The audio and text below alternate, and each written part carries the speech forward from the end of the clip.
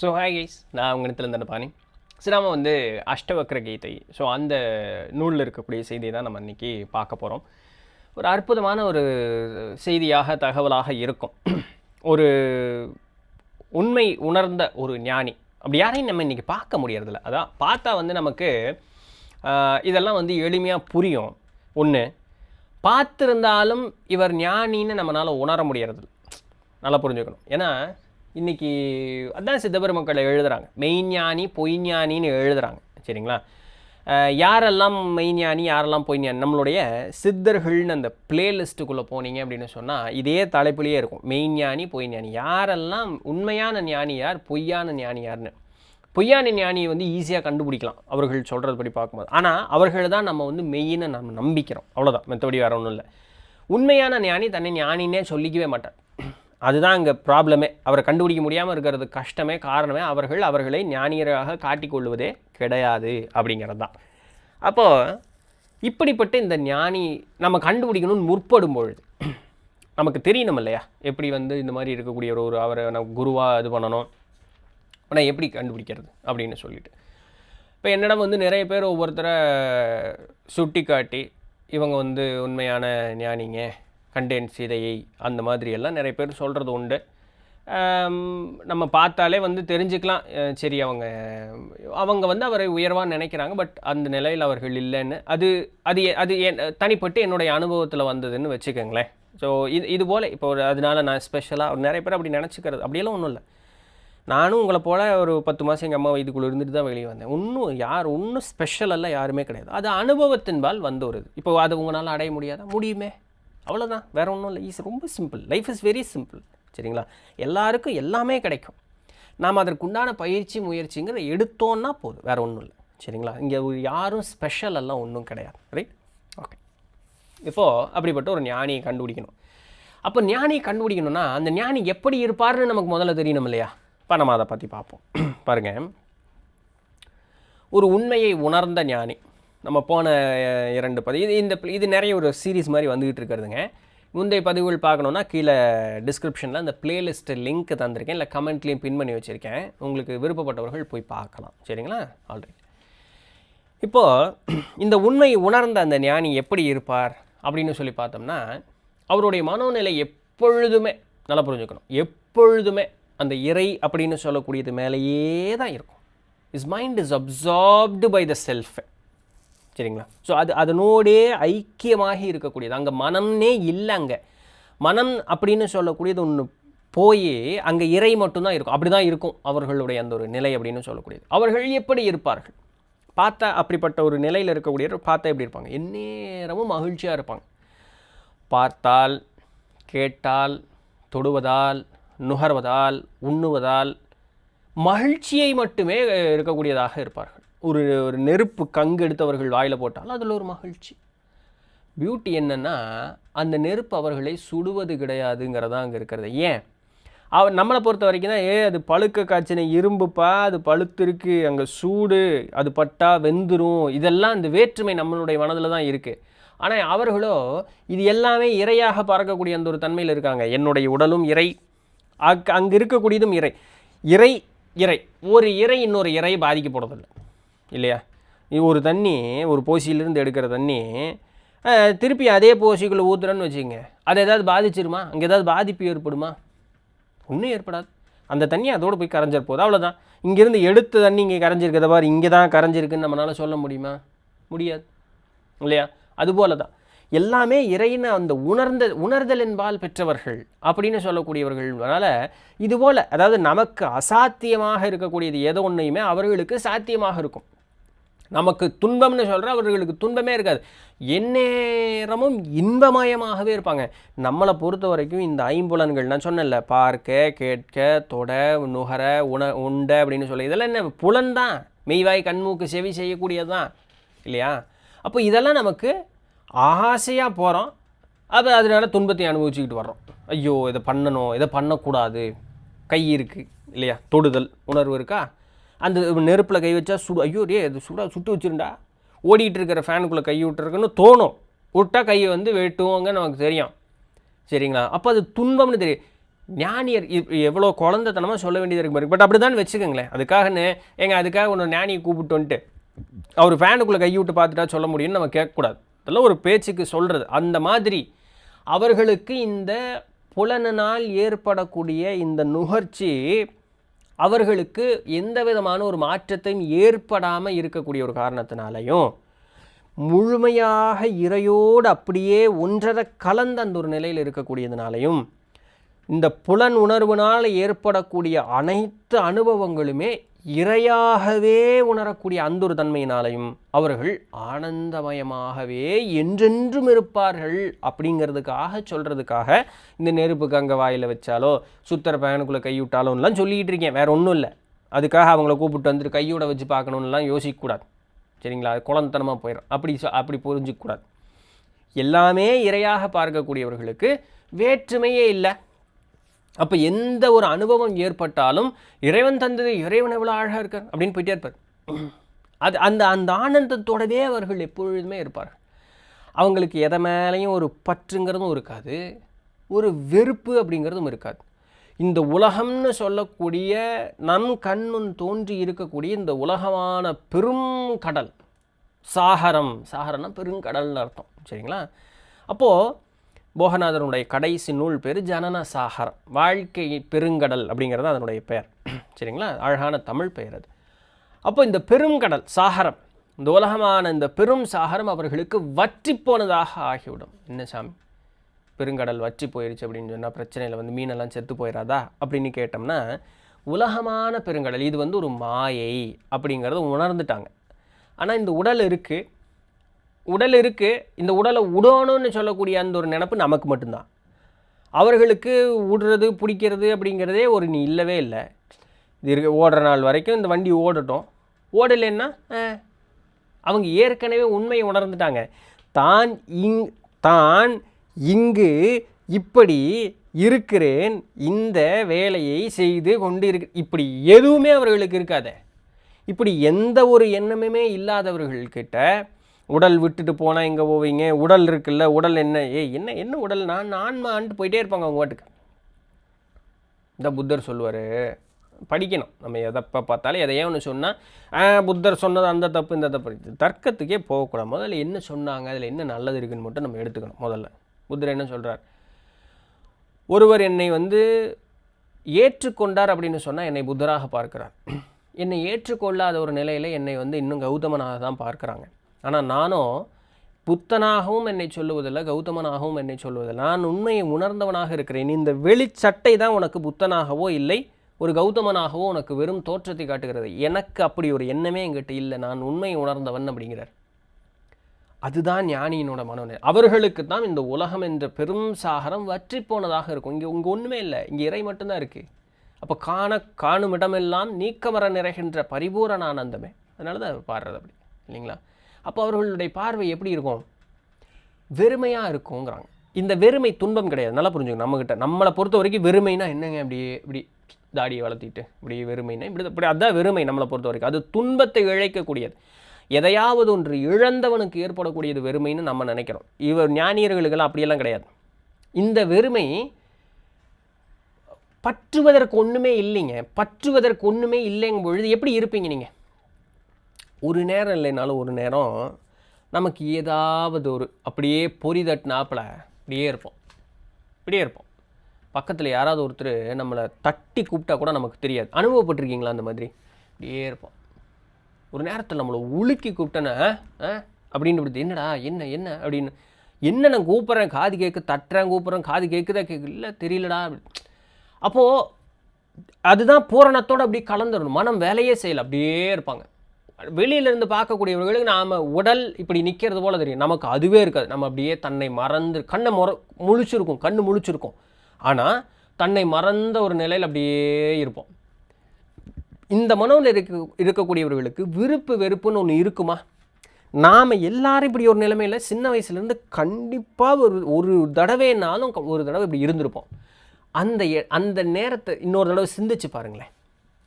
விருப்பு வெறுப்பு தேவை இந்த மாதிரி எதுவுமே இல்லாத ஒரு நிலையில் அப்படியே இருப்போம். இப்போ இந்த ஒரு நிலை உங்களுக்கு பூரணத்தை உணர்ந்த பிறகு அப்படியே இருந்தோம்னா எப்படி இருக்கும்னு விருப்பே இல்லாதவனுடைய பார்வை எப்படி இருக்கும்? வெறுமனே இருக்கும். அந்த இடம் உங்களுக்கு சுகமா சுமையா? சுகம் இல்லையா? அதுதான் அந்த இடத்துல இருக்கக்கூடிய அழகு. அப்போது இப்படி இருக்கக்கூடிய அந்த ஒருவனுடைய நிலை அப்படியே இருக்கும். அவன் பாட்டுக்கு இருப்பான். அவனுடைய பார்வையில் எந்த ஒரு இதுவுமே இருக்காது. எக்ஸாம்பிள் இப்படி எடுத்துக்குமா, ரமண மகரிஷி எடுத்துக்குமா. யாரும் ரமணரை பார்த்ததில்ல.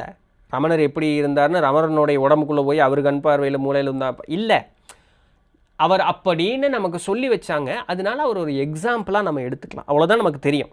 நானும் நீங்களும் ரமணரை பார்த்ததும் இல்லை. ரமணர் இவங்க எல்லாரும் சொல்கிற மாதிரி உண்மையில் வாழ்ந்தாரான்னு நமக்கு தெரியாது. அவங்க சொன்னவங்க பெரியவங்களாக நான் மதிக்கிறேன். ரமண மகரிஷின்னு அவர் சொன்ன அந்த செய்திகள் எல்லாத்தையும் நான் எடுத்து படித்து பார்த்தேன், உணர்ந்து பார்த்தேன், கேட்டு பார்த்தேன். கரெக்டுங்க, எல்லாம் சரியாக இருக்குங்கன்னு என்னுடைய அறிவு கேட்டினார். அதனால அவர் அப்படின்னு நான் ஒரு எண்ணத்துக்குள்ள வேண்டிய இவ்வளோதானே. நமக்கு யாருக்குமே ஊர்ஜிதமாக எதுவுமே தெரியாது இல்லையா? இருந்தாலும் அவர் என்ன சொல்லும் பொழுது நம்மளால் ஓகே இதுதானா அப்படின்னு நம்ம புரிஞ்சுக்க முடியுது. அந்த புரிதல் போதும். அப்போ ரமண மகரிஷி எடுத்துங்க. அந்த கண் எப்படி இருக்கும்? எதையாவது சென்று பற்றுகிறதா? பார்வை இருக்குது, அங்கே வர்றாங்க போகிறாங்க, இதெல்லாம் கண் பார்த்து கொண்டே தான் இருக்குது. ஆனால் அந்த கண் பார்வையில் எதையாவது ஒன்று பற்றி ஒரு தேவை அப்படிங்கிறது அந்த பார்வையில் இருக்காது. அப்படியே இருக்கும். அப்போ அந்த புலன் அதனுடைய வேலைகளே அது பாட்டுக்கு செஞ்சுக்கிட்டே இருக்கும். ஆனால் வேலை செய்யாத மாதிரியே அது இருக்கும். புலனுடைய அது இருந்தாலும் அது பயனற்றதாக அவர்களுக்கு இருக்கும். என்னங்க சொல்கிறீங்க? அது எப்படிங்க? அது அப்படி தான், வேறு என்ன சொல்ல, அது அப்படி தான். எடுக்கும், சாப்பிடும், இருக்கும், வயிறு உள்ளே போகும், சீரணம் வேலை செய்யும், அடுத்த நாள் காலையில் மலஜலமாக வெளியே வரும். அது வேலையை செஞ்சுக்கிட்டே இருக்கும். இவர்களுக்கு அதன் மீது பற்று இருக்காது. நீங்கள் வெறும் ஒரு காஞ்ச புல்லை கொடுத்தீங்கனாலும் அவங்களுக்கு பசியாக அந்த அதுதான் இருக்கா, சாப்பிட்டுக்குவாங்க. பெரும் சுவையுள்ள உணவு கொடுத்தீங்கனாலும் அதில் என்ன அவங்களுக்கு தேவையோ அதாவது என்னமோ அது அப்படியே எடுத்து சாப்பிட்றனா சாப்பிட்டுக்குவாங்க. அவங்க பாட்டுக்கு இருப்பாங்க. வேண்டான்னு தோணுது ஓகே, வேணும்னு தோணுது ஓகே. அதே அவங்கள்ட்ட வேணும் வேண்டான்னு தோன்றதே கிடையாது. அப்படியே இருப்பாங்க அவங்க பாட்டு. சரிங்களா? அப்போ இது போல் அவர்களுடைய வாழ்க்கை அப்படிங்கிறது போய்கிட்டே இருக்கும். அந்த உடல் மேலே இருக்கக்கூடிய அந்த ஒரு சுகம் பற்று அப்படிங்கிறது அவர்களுக்கு நீங்கள் ஏன் முன்னாடியே பார்த்துட்டோம். இவர்கள் எப்பொழுதும் பூரணத்தோடு ஐக்கியமாகி இருக்கக்கூடிய அந்த ஒரு காரணத்தினால இதெல்லாம் அவர்களுக்கு ஒரு பெரிய ஒரு பொருட்டாக ஆவது கிடையாது அப்படின்னு சொல்லக்கூடிய. சரிங்களா? இந்த மாதிரி இருக்கும் பொழுது குதர்க்கமாக கேள்வி கேட்கக்கூடியவர்கள். ஏன்னா ஆன்மீகம் அப்படின்னு சொன்னாலே சைவ உணவுன்னு ஒரு எண்ணம் இருக்குது. அப்போது இவர்களுக்கெல்லாம் அசைவத்தை கொடுத்து அவங்க சாப்பிடுவாங்களா?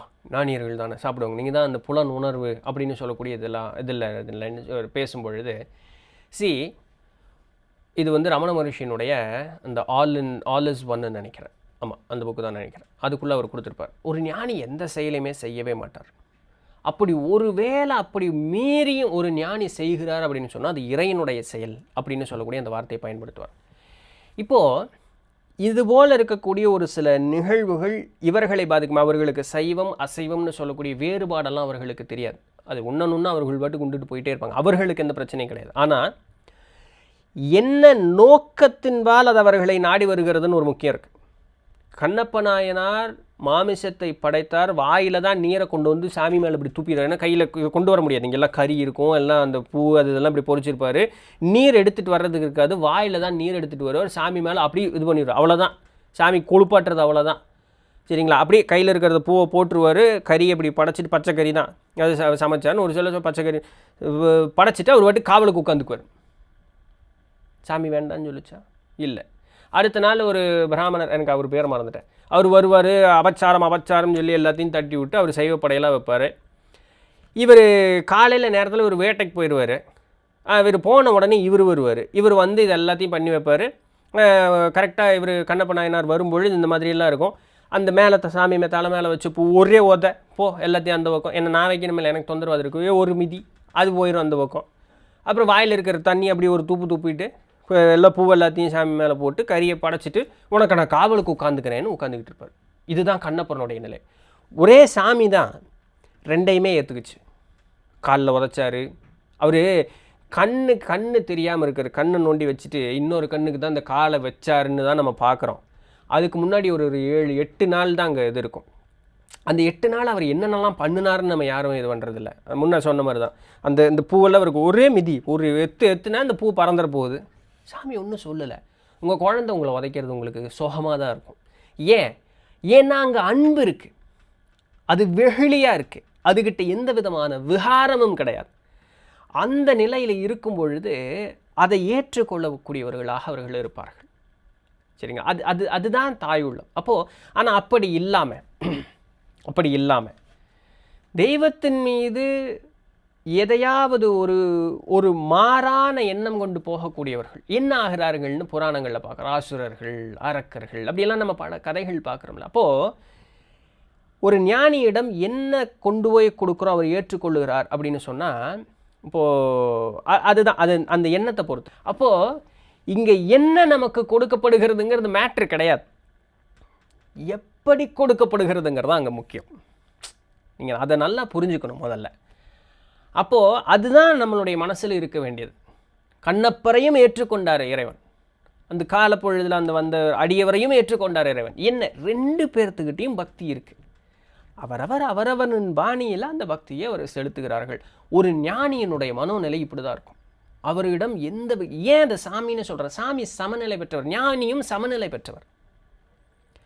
அங்கே சோதனைக்கு போனோம்னா துன்பம் நமக்கு தான். யாரையுமே சோதிக்கக்கூடாது, சோதிப்பது அறவே கூடாது.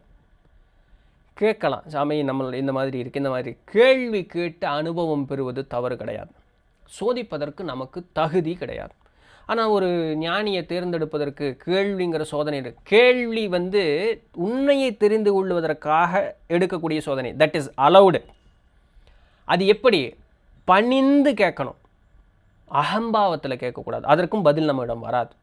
இதெல்லாம் கணக்கு இருக்குது. யாரிடமும் அப்படியே தர்க்கத்துக்கு போய் சோதிப்பதற்கு போய் நிற்கக்கூடாது.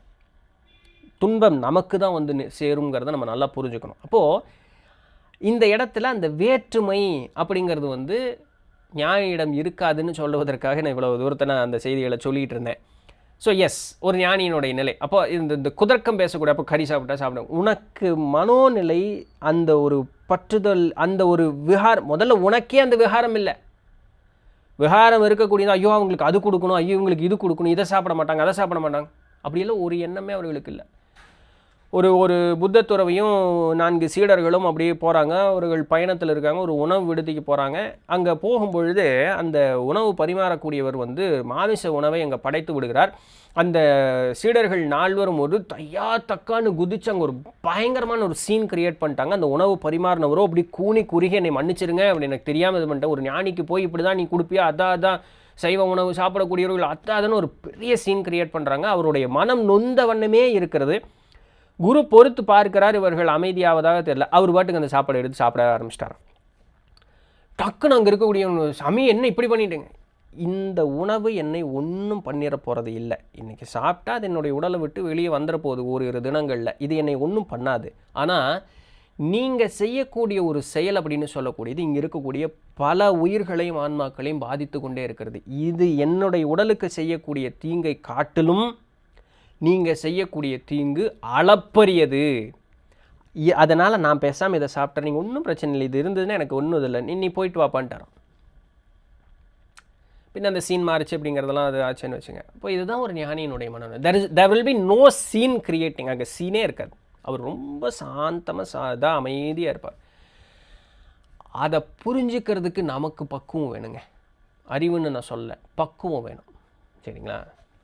இப்போ இந்த மனிதனும் தெய்வமாகலாம்னு சொல்லி அந்த படம் ஒன்று ரிலீஸ் ஆகி ஓடிக்கிட்டு இருந்ததில்ல, அதில் பார்த்தீங்கன்னா அவர் செல்வராகவன் அவர் தான் நடிச்சிருக்காரு.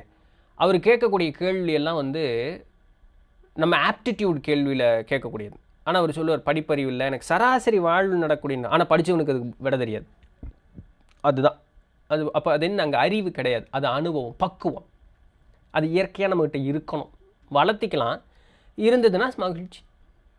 ரைட்? இன்னைக்கு உண்டான செய்தி புரிஞ்சிருந்திருக்கும், இன்ஃபர்மேட்டிவாக இருந்திருக்கும் அப்படின்னு நம்புகிறேன். ஸோ ஞானிகிட்ட நம்ம போய் பணிந்து தான் நிற்கணும். இப்போ யார் ஞானினே தெரியல, அப்போ எல்லாரிடமும் பணிந்தே தான் இருக்கணும். There is no other way. இந்த பணிவு நமக்கு நல்லதை ஏற்படுத்தி கொடுக்குங்க. ஆமாம். சரி, அடுத்த ஒரு காணொலியில் சந்திப்போம், நல்ல ஒரு சுவாரஸ்யமான தகவலில். அதுவரையும் தொடர்ந்து இருந்தீர்கள். நான் உங்கள் இடத்துல நன்றி.